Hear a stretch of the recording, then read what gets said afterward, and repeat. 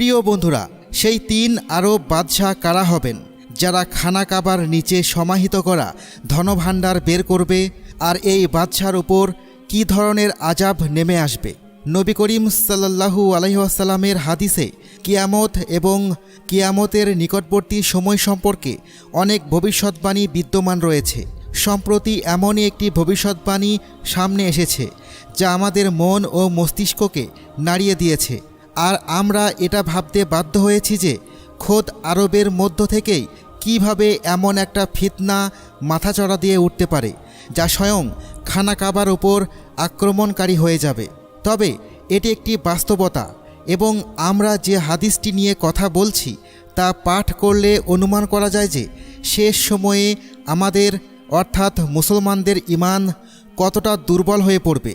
বিশেষ করে আরব অঞ্চল এবং সেখানকার অধিবাসী কিছু লোক কিভাবে এক ভয়াবহ পরীক্ষার সম্মুখীন হবে যা কেবল তাদের ঈমানের জন্যই ধ্বংস হবে না, বরং তাদের জানমালের জন্য বিপর্যয় ডেকে আনবে।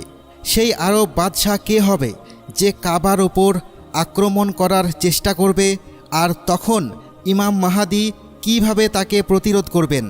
সেই সৈন্যদল কোনটি হবে যা ইমাম মাহাদিকে শাস্তি দেওয়ার জন্য পাঠানো হবে, কিন্তু জমিন ফেটে যাবে এবং সেই সৈন্যবাহিনী জমিনে ধসে যাবে? তাছাড়া এমন একটি সৈন্যদল যা ইমাম মাহাদির সাহায্যের জন্য রওনা হবে, কিন্তু সেই সৈন্যবাহিনীর মধ্যে দুর্বল ঈমানদার লোকও থাকবে যারা যে কোনো সময় বিপদের কারণ হয়ে দাঁড়াতে পারে। আবদুল্লাহ বিন মাসউদ রাদিয়াল্লাহু তাআলা আনহু থেকে বর্ণিত যে কিয়ামত ততক্ষণ পর্যন্ত আসবে না যতক্ষণ না আরবে বিভিন্ন খলিফার 3 পুত্র অর্থাৎ 3 খিলাফতের 3 শাহজাদা কাবার নিচে সমাহিত ধনভাণ্ডারের মালিকানা নিয়ে ঝগড়া না করে এবং তাদের মধ্যে একটি রক্তক্ষয়ী যুদ্ধ না বেঁধে যায়। বন্ধুরা, সামনে এগোনোর আগে আমরা আপনাদের জানিয়ে রাখি যে কাবা শুরু থেকেই এমন ছিল না যেমনটা আমরা এখন দেখছি। যখন হজরত ইসমাইল আলাইহিসসালাম এবং তার মা হাজেরা আলাইহিসসালাম মক্কা শহরের আশেপাশে বসবাস শুরু করেন, তখন বনু জুরহুম নামক একটি গোত্র হাজেরা আলাইহিসসালামের অনুমতিতে সেখানে বসবাস করতে শুরু করেন, কারণ তার কাছেই জমজমের কূপও বিদ্যমান ছিল। দিন গড়াতে থাকে। একসময় সেই দিন আসে যখন কুরাইশরা কয়েক শতাব্দী পর মক্কা শহর থেকে বনু জুরহুম গোত্রকে মেরে তাড়িয়ে দেয়। বনু জুরহুম পরাজিত হয়ে পালানোর আগে তাদের সমস্ত ধনভাণ্ডার, যার মধ্যে আল্লাহর ঘর কাবার ধনভাণ্ডারও অন্তর্ভুক্ত ছিল, তা জমজম কূপের কাছে এবং কাবার মাঝখানে কোনো এক গোপন স্থানে এমনভাবে পুঁতে রেখে যায় যে তার কোনো সন্ধান যেন না পাওয়া যায়। তাদের ধারণা ছিল যে সময়ের সাথে সাথে মক্কার উপর আবার তাদের দল প্রতিষ্ঠিত হবে এবং যখন তারা এখানে পুনরায় ক্ষমতায় আসবে তখন এই ধনভাণ্ডার বের করে নেবে। কিন্তু বন্ধুরা, এমনটা হতে পারেনি এবং মক্কা কুরাইশদের দখলেই চলে যায়। কাবা শরীফের এই ধনভাণ্ডার, যাতে কাবার জন্য ওয়াকাফ করা সোনা রূপা এবং অন্যান্য জিনিসের বড় বড় অংশ অন্তর্ভুক্ত রয়েছে। এটি কোনো ছোটোখাটো ধনভাণ্ডার নয়। এই ধনভাণ্ডারের মূল্য অনেক বেশি, আর যেহেতু এটি লোকেরা স্বেচ্ছায় আল্লাহর ঘর কাবার নামে ওয়াকাফ করে দিয়েছে, তাই এই ধনভাণ্ডার কোনোভাবেই ব্যবহার করা যাবে না এবং কেউ এতে হাতও লাগাতে পারবে না। এই ধনভাণ্ডারের কিছু জিনিস খোদ কাবা শরীফের ভেতরের মেঝেতে সমাহিত আছে, কিন্তু সেগুলো স্পর্শ করা যায় না। এখানে এটাও মনে রাখা দরকার যে এই ধনভাণ্ডারের সোনা এবং সোনা দিয়ে তৈরি অস্ত্রশস্ত্র ও মাটির বড় পাত্রের ভালো পরিমাণ সংখ্যায় বিদ্যমান রয়েছে। এর সাথে বিভিন্ন ধরনের অস্ত্রও অন্তর্ভুক্ত আছে যা রূপা ও সোনার মিশ্রণে তৈরি করা হয়েছে। আবার কিছু অস্ত্র লোহা দিয়েও তৈরি। এইভাবে এই ধনভাণ্ডার নিজের পুরনো হওয়ার দিক থেকেও অত্যন্ত মূল্যবান এবং এর মূল্যবান ধাতুর দিক থেকেও বেশ চড়া মূল্যের। প্রিয় বন্ধুরা, এই মুহূর্তে আরবের যে পরিস্থিতি তা কোনো বুদ্ধিমান মানুষের দৃষ্টির আড়ালে নেই। একদিকে আরবে ব্যাপক অশ্লীলতা ও নির্লজ্জ ধরনের কার্যক্রমকে উৎসাহ দেওয়া হচ্ছে, অন্যদিকে আরব অঞ্চলে বিদ্যমান বিভিন্ন হুকুমত দ্রুত শেষ হতে থাকা, দুনিয়ায় নিজেদের লোক দেখানো ভাব এবং শাহজাদাদের লাগামহীন খরচের কারণে কমে আসা অর্থ নিয়ে অত্যন্ত চিন্তিত। সম্পদের অভাব সবসময় দুনিয়ার প্রতিটি অংশে যুদ্ধের কারণ হয়ে দাঁড়ায়।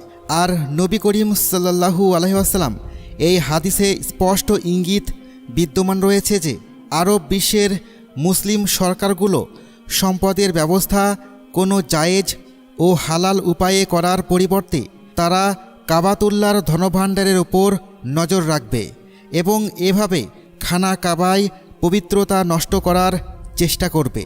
আরবের বিভিন্ন খিলাফতের 3 শাহজাদা কারা হবেন সে সম্পর্কে বেশি কিছু বলা যায় না, তবে এটা দেখা জরুরি যে এই মুহূর্তে মক্কা ও মদিনা কোন সরকারের দখলে রয়েছে। এই কথা আমরা সবাই জানি যে এটি সৌদি সরকার, যা আল সৌদ পরিবারের সাথে সম্পর্কিত। মক্কার শাসনভার সামলানো এই পরিবার যেমন ইতিহাসই রাখুক না কেন, কিন্তু এখন পর্যন্ত এই পরিবার কাবা শরীফ ও মসজিদে নববীর সুরক্ষায় কোনো ধরনের ত্রুটি করেনি। তবে বিগত কয়েক বছরে ইসলামের জন্য করা সমস্ত খিদমত এই পরিবার নিজেদের হাতেই ডুবিয়ে দিয়েছে। গত কয়েক বছর ধরে মোহাম্মদ বিন সালমান সৌদির ইতিহাসের সবচেয়ে বেশি উদার এবং মুক্তমনা মুসলমান শাসক, যিনি নিজের নীতি ও কার্যকলাপের কারণে সারা বিশ্বে বিখ্যাত হয়ে উঠেছেন। এই সৌদি শাহজাদা ধনসম্পদের দিক থেকেও সৌদি পরিবারের মধ্যে সবচেয়ে ধনী এবং এর পাশাপাশি তিনি সৌদি আরবকে একটি মালদার হুকুমত বানানোর জন্য প্রাণপণ চেষ্টা করছেন। নিজের এই স্বপ্ন পূরণ করার জন্য এই বাদশাহ ফিলিস্তিনি মুসলমানদের রক্তের সাথেও গাদ্দারি করেছেন এবং বৈশ্বিক শক্তিগুলোর কাছে তাদের রক্ত সস্তা দামে বিক্রি করে নিজেদের লাভের জন্যই কাজ করেছেন। যদিও এই কথা নিশ্চিতভাবে বলা যায় না, কিন্তু অনুমান করা যেতে পারে যে মোহাম্মদ বিন সালমানই হয়তো সেই শাহজাদা হবেন যিনি কাবা শরীফের সমাহিত ধনভাণ্ডার বের করার চেষ্টা করবেন এবং এই চক্করে খানা কাবার সম্মানে আঘাত আসবে। অথবা এমনও হতে পারে যে এতে এখনও অনেক সময় বাকি আছে, কারণ ভবিষ্যতে হয়তো তার চেয়েও বিলাসী ও উদার চিন্তার শাহজাদারা এসে এই কাজটি সম্পূর্ণ করবে এবং নিজেরা ধ্বংস হয়ে যাবে। বাকি 2 শাহজাদা কারা হবেন সেই সম্পর্কে কোনো তথ্য নেই, কিন্তু তবুও যদি দেখা যায় মোহাম্মদ বিন সালমান তার পুত্রদের দ্রুত সামনে আনার চেষ্টা করছেন, হতে পারে ভবিষ্যতে প্রিন্স মোহাম্মদ বিন সালমান যখন বাদশাহ হয়ে যাবেন তখন তারপরে তার পুত্ররা বাদশাহের আসন গ্রহণ করে এই সব কিছু করবে, যার ব্যাপারে হাদিসে ইঙ্গিত করা হয়েছে। নবী করিম সাল্লাল্লাহু আলাইহি ওয়াসাল্লামের ভবিষ্যৎবাণী অনুযায়ী যখন এমনটা হবে তখন মক্কা ও মদিনায় ভয় ও অস্থিরতা ছড়িয়ে পড়বে।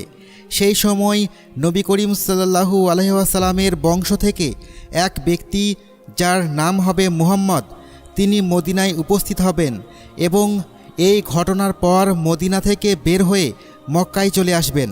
এই হাদিসে ইঙ্গিত করা হয়েছে যে এই ব্যক্তি, যিনি পরে মাহাদি নামে পরিচিত হবেন, তিনি কোনো খুব বেশি পরহেজগার বা মুত্তাকি ব্যক্তি হবেন না এবং না মুসলমানদের ইমামতি সামলানোর কোনো আগ্রহ রাখবেন।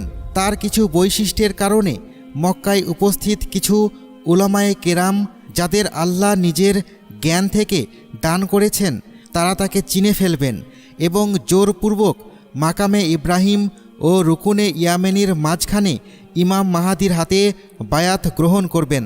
সেই রাতেই আল্লাহ তাআলা নিজ রহমতে ইমাম মাহাদির মন ও মস্তিষ্ক সম্পূর্ণভাবে ইসলামের দিকে ঘুরিয়ে দেবেন এবং তিনি মুসলমানদের ইমামতির দায়িত্ব গ্রহণ করবেন।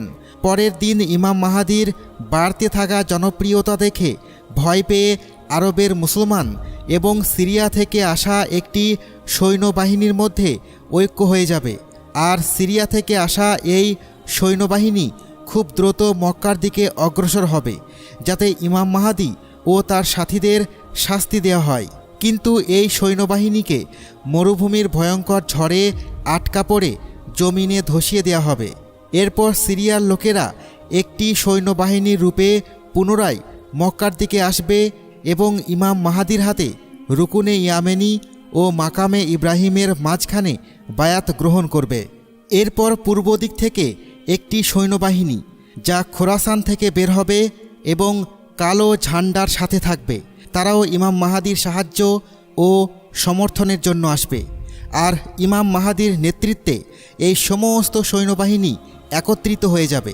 এই সময়ের মধ্যেই দাজ্জালের আবির্ভাব হয়ে যাবে এবং ইমাম মাহাদি সেই সমস্ত আরব সৈন্যবাহিনীদেরকেও পরাজিত করে দেবেন, যারা খানা কাবার ওপর দখল করে ধনভাণ্ডার বের করার চেষ্টা করবে। বন্ধুরা, হাদিসের ভাষ্যমতে এই সময়টি আরবের সেই দুর্বল ইমানের মুসলমানদের জন্য অত্যন্ত কঠিন হবে। আর ইমাম মাহাদি আলাইহিসসালাম সেই আরবদেরকে বেছে বেছে হত্যা করবেন, যারা কোনোভাবেই খানা কাবার মর্যাদা ও পবিত্রতার খেয়াল না রেখে এখানের ধনভাণ্ডার হাসিল করতে চাইবে। সম্পূর্ণভাবে এই পরিস্থিতি কিভাবে ঘটবে তার আন্দাজ তো স্বাভাবিকভাবেই আগামী সময়েই হবে। তবে আমাদের সচেতন থাকা উচিত, কারণ এই মুহূর্তে আরব মুসলমানদের ইমানের অবস্থা এমন পর্যায়ে পৌঁছে গেছে যে সত্যিই ধনসম্পদের জন্য এই লোকেরা খানা কাবার পবিত্র হওয়ার খেয়াল পর্যন্ত রাখবে না।